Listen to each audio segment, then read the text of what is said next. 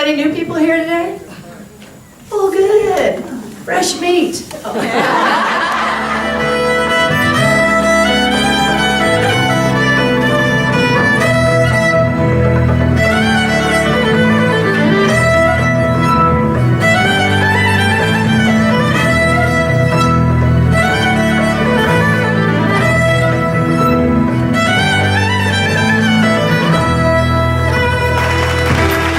You come to me and say, this is what I want CUL to do, be ready to volunteer. This is a two-way street. Because we've had lots of good ideas. So Kimberly and I are forging ahead with the ideas that we can actually manage ourselves. And so if you would like to see something, be my guest. By all means, bring it on. And you will step up into your space, into your power, into your transformation, into your leadership, because that's what community is. Community is a community of leaders, not a leader and followers, but leaders. You're all leaders. Today's word is protected. I am grateful for the protection of divine love. At times I may have felt unsafe and sought safety, but I understand that the Lord of my being provides the well-being I need. That certainly is a consistent reminder throughout the Bible. From Deuteronomy 31:6, it is the Lord your God who goes with you.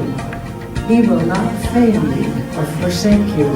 To Romans 8:31, if God is with us, who is against us? As I enter into the new year, I remember and give thanks that I am protected and loved. I also welcome the opportunity to be a source of love and nurturing for all living beings and for the planet itself. By being an extension of God's protecting presence, I affirm and strengthen my own sense of security. I am grateful for the protection of divine love. And from Isaiah 1:17, learn to do good, seek justice, rescue the oppressed, defend the orphan, plead for the widow. The word for the day is protected. And let the words of an old Ojibwe prayer lead us into meditation. Grandfather, look at our brokenness. We know that in all creation, only the human family has strayed from the sacred way. We know that we are the ones who are divided, and we are the ones who must come back together to walk the sacred way. Grandfather, Sacred One, teach us love, compassion, and honor, that we may heal the earth and heal each other.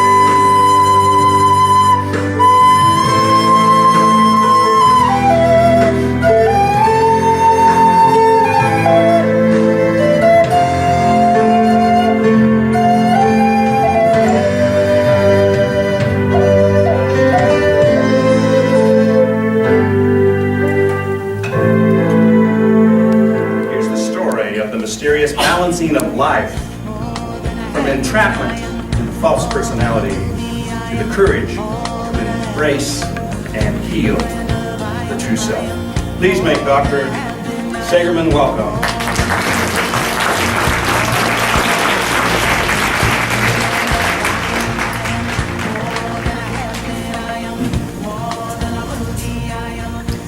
Thank you for that introduction, Arnold. I've had several people tell me that you've been talking me up, so I hope I report up to expectation. Can everybody in the back hear me? Yes. Excellent. Knowingness, that unshakable belief that you've chosen the right path and you're doing exactly what you're meant to do. How many of you have experienced this? Amazing, isn't it? I first consciously experienced knowingness, that bright, burning inner truth, while in college studying to be accepted into veterinary school.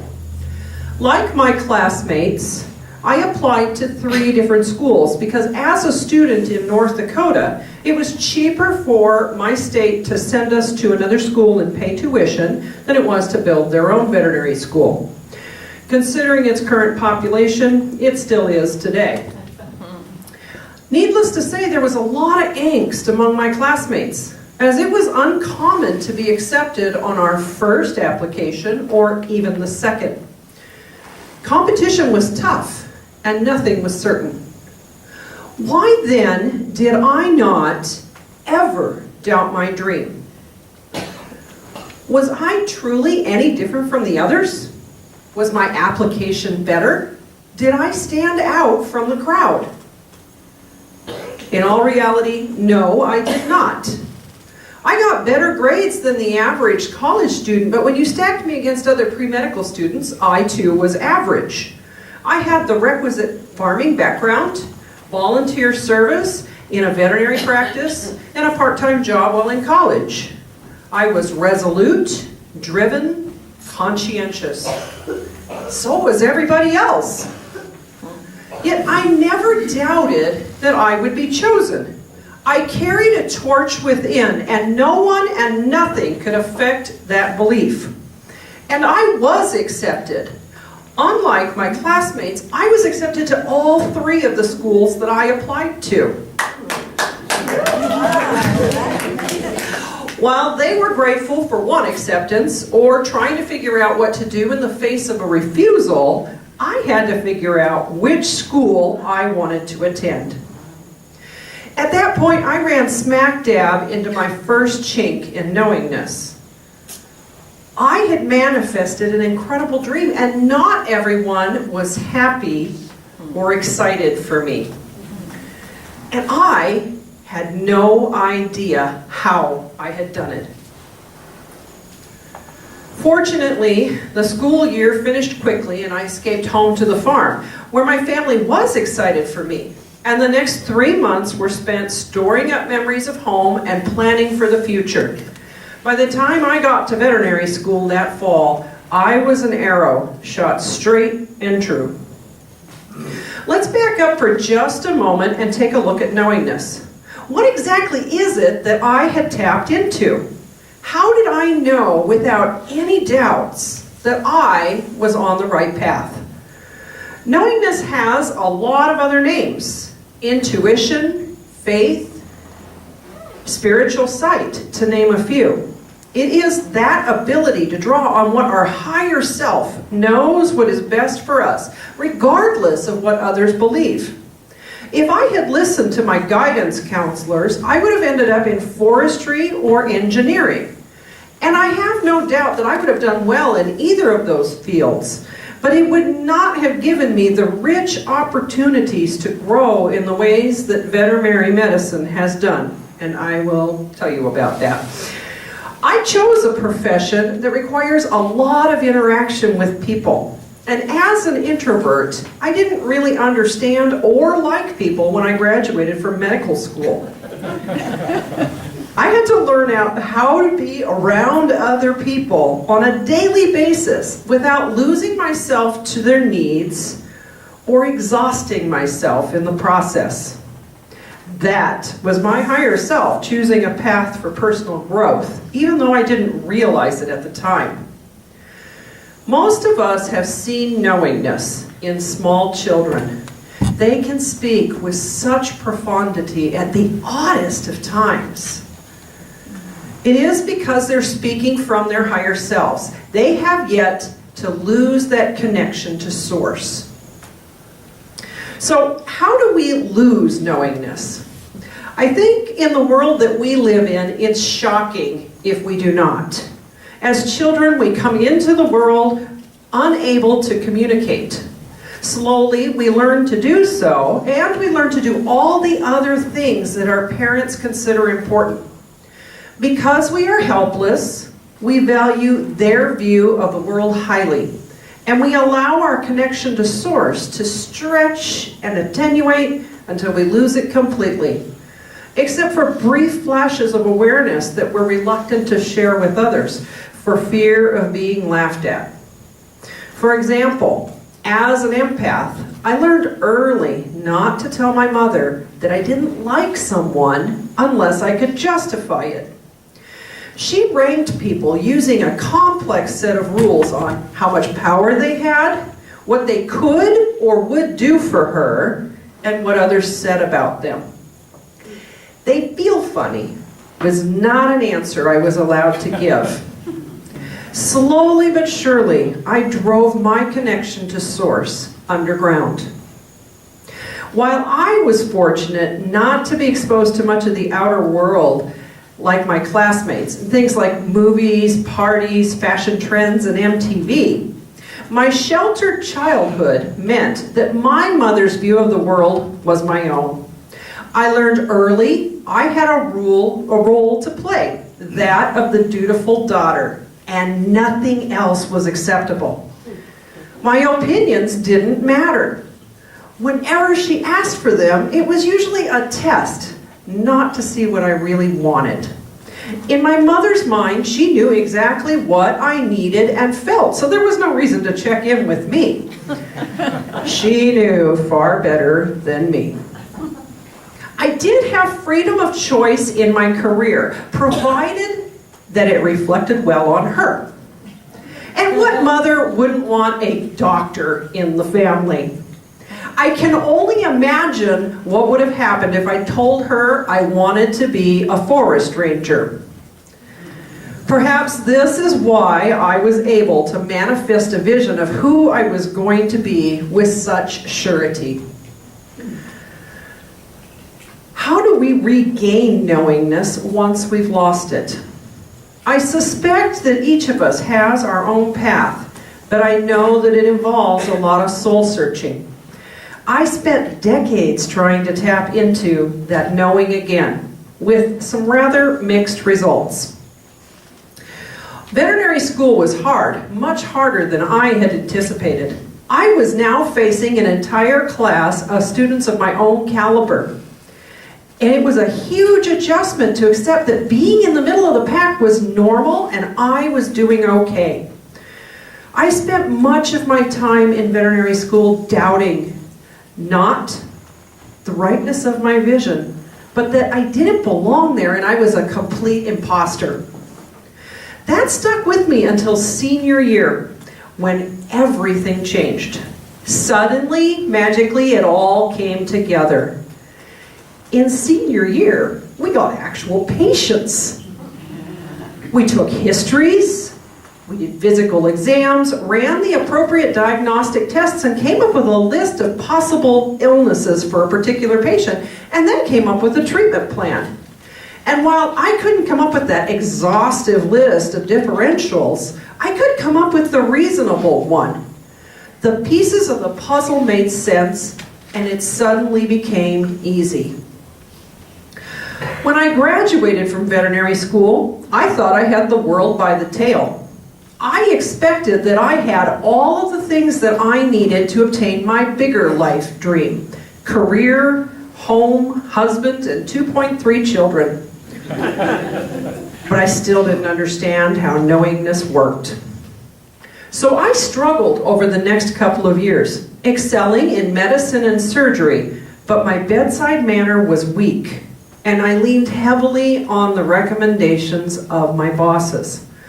I wasn't listening to my inner voice at all. I was still deferring to all the experts around me. But I wasn't in school anymore, and I needed to find myself. My second round of knowingness wasn't knowing at all. It was desire, pure and simple. Tall, buzz cut, stalwart, uniformed. I'd fallen in love with Uncle Sam's army. You see, my father served in the Navy in World War II, and I wanted to do something to honor him. The Army seemed like a natural choice, as they used veterinarians as veterinarians, but it wasn't knowingness I was feeling. That showed up 2 days into Officer Basic course, when it was way too late. Getting back out of the Army is not easy, and I wasn't willing to shoot myself in the foot, literally, to escape. So I stuck it out. There were plenty of parts that I enjoyed, and I learned a lot about myself, but the soldiering was a constant struggle. I wasn't able to convince myself I was doing okay when my soldiers watched me struggle to do tasks that most of them handled with ease. Tasks such as assembling a rifle, traversing an obstacle course, or learning to navigate by map coordinates did not come naturally to me. And I had not yet learned to accept that I couldn't be good at everything. Those childhood lessons in humiliation after failure held me hostage to perfectionism. So I kept trying to be someone I wasn't, culminating in a grueling 5-day test to earn a coveted badge as a combat medic. This test required me to carry soldiers from the battlefield, call in helicopters to take away the wounded, perform CPR and stabilize the injured, and decontaminate people and equipment from exposure to nuclear or chemical attacks, all while under fire. At the end was a 12-mile forced road march. And when it was done, I was emotionally, physically, and psychologically drained. It was like falling off a cliff into an abyss.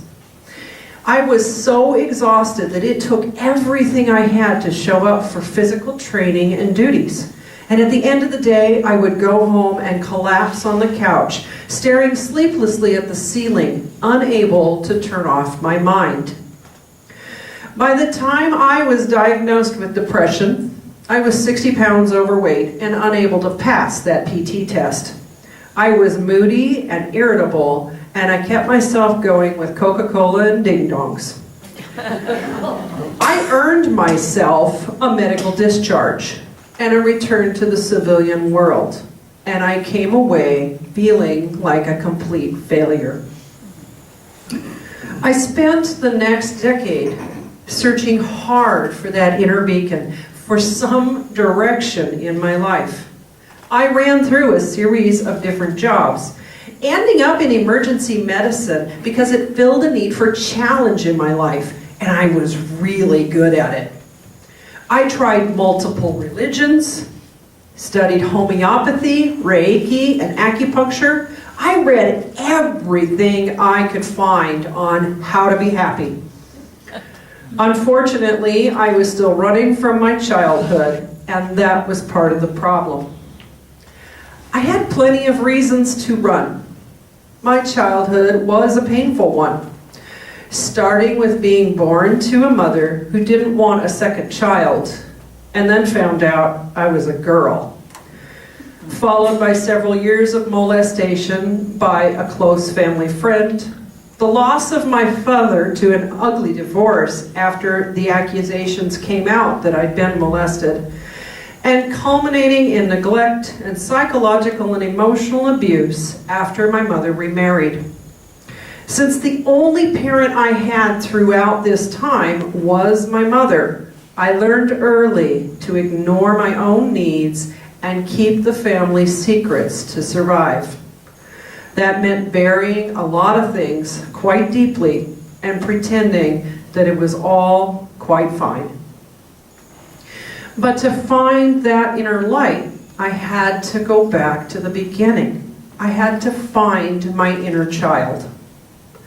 For me, the catalyst was music. I attended a concert where Arvel was playing his music, and it really spoke to me. For the first time in years, my inner light reappeared. Listening to that music allowed it to grow, and I nearly wore out those first CDs trying to hold on to that flame. I kept going back, turning into a bit of a groupie, attending every concert he played in Colorado those first couple years.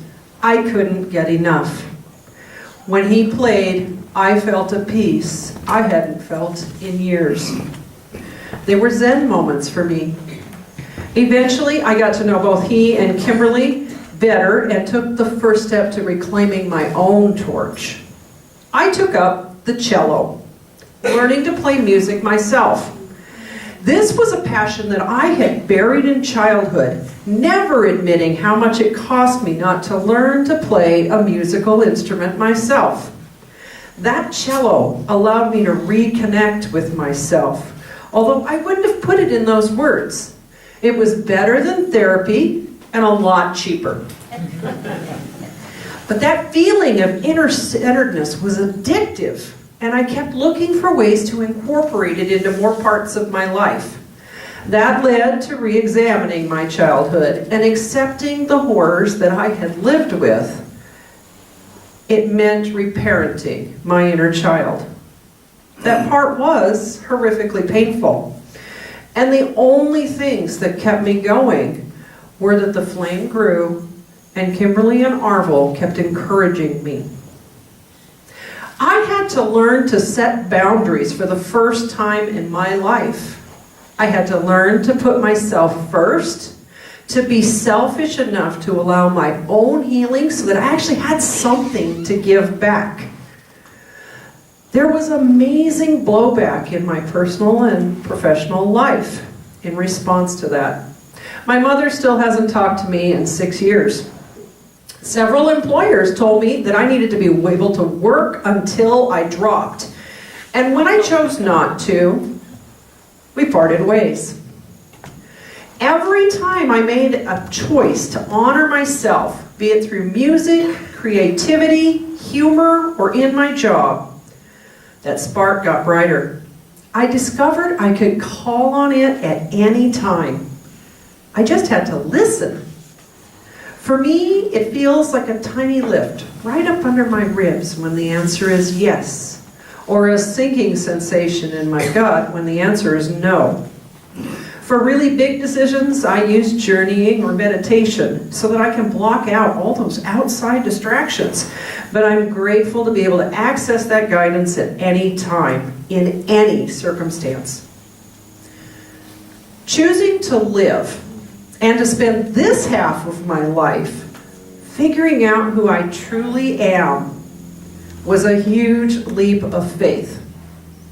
Just as Arvel talks about in Red-Tailed Hawk, I had to choose to fly and to potentially crash and burn to find the way back to myself. Can't you just see him acting like a parrot and booting me out of the nest? It has paid off in spades.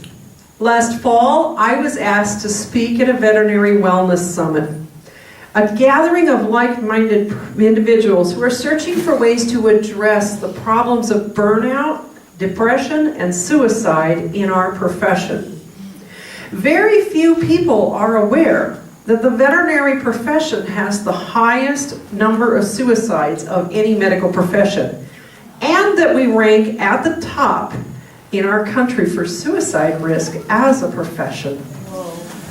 This is because, like me, many people attracted to veterinary medicine are broken by childhood trauma, sometimes multiple traumas, such as physical abuse, divorce, drug use, neglect, abandonment, and sexual abuse. They choose the field because animals feel like a refuge. It is both ironic and painful that many veterinarians prefer animals to people, as the people are our lifeblood. As a profession, we struggle with trust issues. We're people pleasers. We have poor boundaries, and we give until we're empty. And we weren't taught how to take care of ourselves, how to refill our cups so that we have something to give. If we don't learn those lessons, some of us take our own lives just to escape the pain. That tide is turning, as the vulnerable ones are now being identified in veterinary school and taught the skills they so desperately need. Our profession is also reaching out to current members to help them as well. Leaving that summit, I came away with a renewed sense of why I'm in this career. Having put in 25 years and having failed a couple of times, sometimes quite spectacularly, I have the bona fides necessary to lead. I'm also a survivor, and I can think of nothing I'd rather do than spend the rest of my life helping my colleagues find balance in their own lives.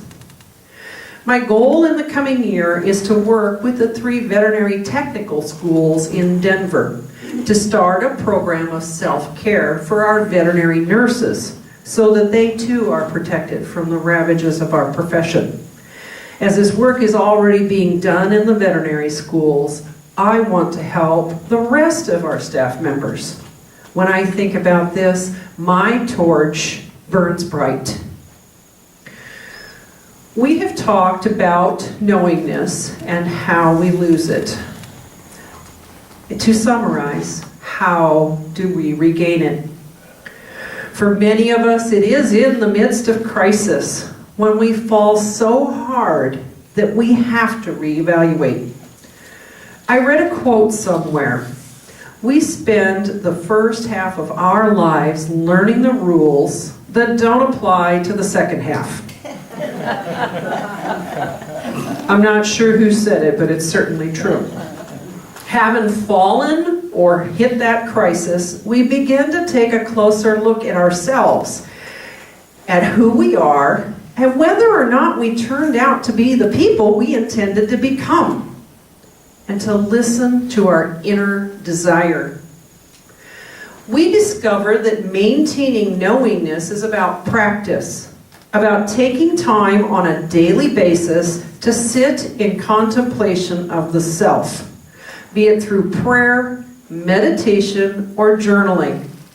In doing so, we discover that still, small voice, that communion with Source, with our higher self, and can once again apply it to our physical world. Finally, we learn to marry our non-corporeal self with the physical world so as to allow that beacon to shine out from us. Lastly, what do we do with it? The answer depends on where we are in life. While young, knowingness can help us choose the career path that best suits our spiritual needs and where we can make the most difference in others' lives. In middle age, it's what helps us over that hump, the middle age crisis, when we realize that the world is not what we were led to believe it is. Knowingness can ground us in ourselves and help us find connection to Source, to what matters the most to us. What is a crisis for many becomes an opportunity to develop our spirits and manifest who we truly are. In old age, knowingness allows us to be beacons of light that shine the way for those younger than us. We can tap into that intuition and provide insights that they have not yet realized or acknowledged. We serve as a fountain of knowledge that our friends, family, and community can tap into to enrich their own lives. And we show that old age is not infirmity, but living richly, growing more grounded with each day. Regardless of where you are in life, Finding your knowingness, tapping into what Source holds for you so that you are always grounded in spirit, is a rich and powerful tool. I challenge you to find that link to Source and use it to manifest the most amazing and powerful versions of yourselves in the coming year. Wow.